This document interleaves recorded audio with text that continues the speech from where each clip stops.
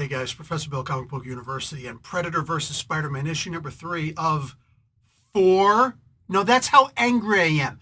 How? First off, this book was way too quick. There was so much awesome in it, and then it just ends. Not cool. And then the whole thing is going to end in the next issue. This should go at least 5 issues, maybe 6. I don't know if I'm mad at Marvel or Benjamin Percy or your mom. I don't know. I have no idea. All I know is I'm angry right now. This is the best thing on the market. And for it to just end? No, not cool.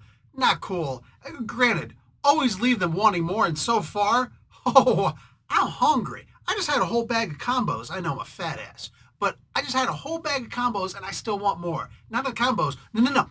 This, the final episode or the final issue comes out on the 16th of July. That is 1 week after my birthday. Mind you. Give me a good birthday present, Benjamin Percy. Did anybody notice that I don't see I'm looking at this online and I'm not seeing a title page on this. That's really weird. Anyway, I'll just go by the front cover. This is Benjamin Percy doing the writing.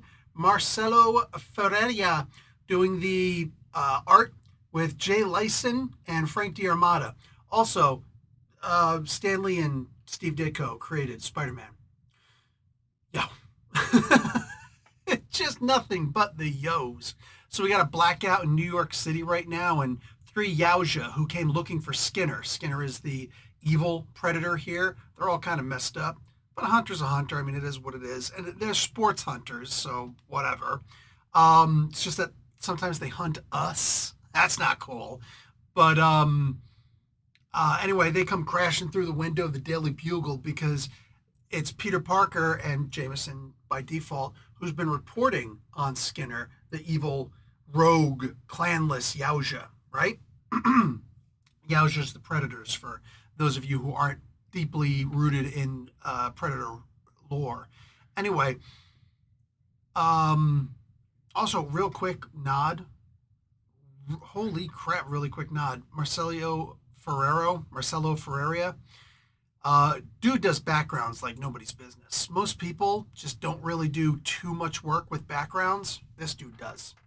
Like the silliest little things he'll put in the background and just make it feel so real. It's so funny how it doesn't matter how well you draw the characters who are typically always in the foreground. If you do not have something in the background, they just look like talking heads. Even when it's a full body sized issue or panel, right? Wild. The dude's just really good. Master of his craft. Anyway, so these guys come looking for a little bit more detail on how they can find Skinner.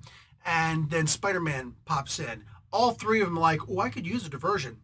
We're looking for a predator, but this guy looks fun. So they start going at it. Spider-Man at one point is like, whip, let me see, you guys are a strong silent type. Usually bad guys want to, actually have a conversation with me. So he goes and he rips off the mask of one of them. You know how there's the old one ugly mother fat head comment, right? By Schwarzenegger or Danny Glover. Yeah. This is a slightly different response. Not quite as cool, but very in line with Spider-Man. Love this. There's a whole lot more that happens. For instance, the bum who finds Mary Jane and the other chick rescues them. That is like this whole scene, the scary little, ventriloquist act that happens in here. Everything about this is just so good. And it's just like I'm reading it and it's a comic book and it's daytime, but I'm just saying, if this were a movie, if Kevin Feige said, you know what? We should take some comic books and bring them to life in an actual movie, considering that we own all the properties in question. This would be such a good one. Oh, man. Because I can imagine watching this at night. Spider-Man After Dark, talking about, yo.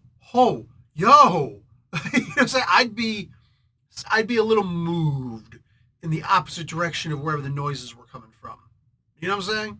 I'm just saying. If there was a sound, I'd have to go send my wife to check. Because I ain't going. I'm joking, but only partially. I love how frightening Percy makes this story. The way the girls are able to escape and what the bum does, all the stuff. It's like that's some heroic shit. Not all heroes wear capes, and I know we're talking about a Spider-Man comic here, but not all heroes in a Spider-Man comic wear red and blue either. Okay, so I'm just saying there's some hero stuff in here, and the way they have to escape is just so. You're supposed to hide in mud because it throws off the heat signatures, right? You know what's funny? I actually saw a video by soldiers who showed that actually works. No joke.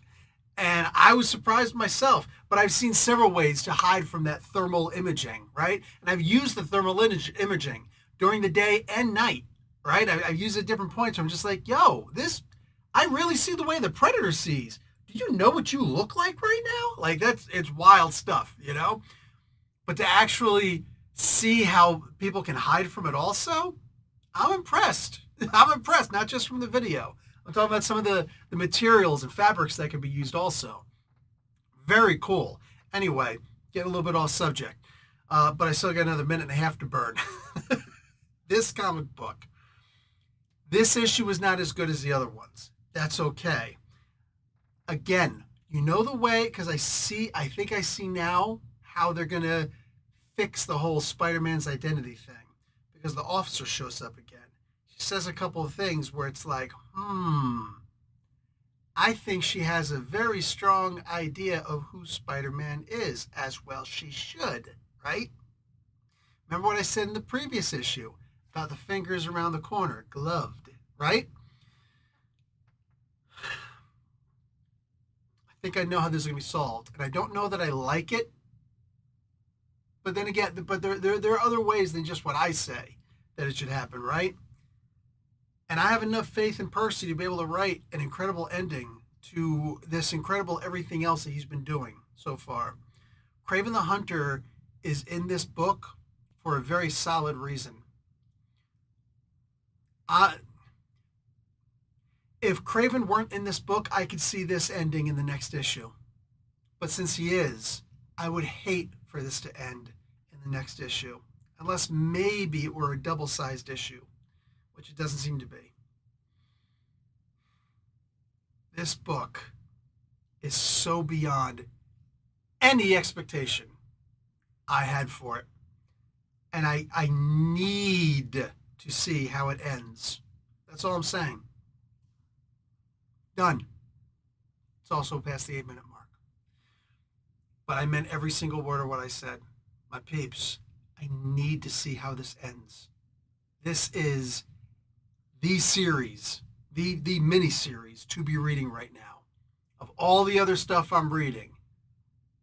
Wow. I will talk to you guys later. Like the video, watch an ad, buy this book. Do not wait for a trade paperback. Talk to you later. Professor Bill, Comic Book University. Class dismissed.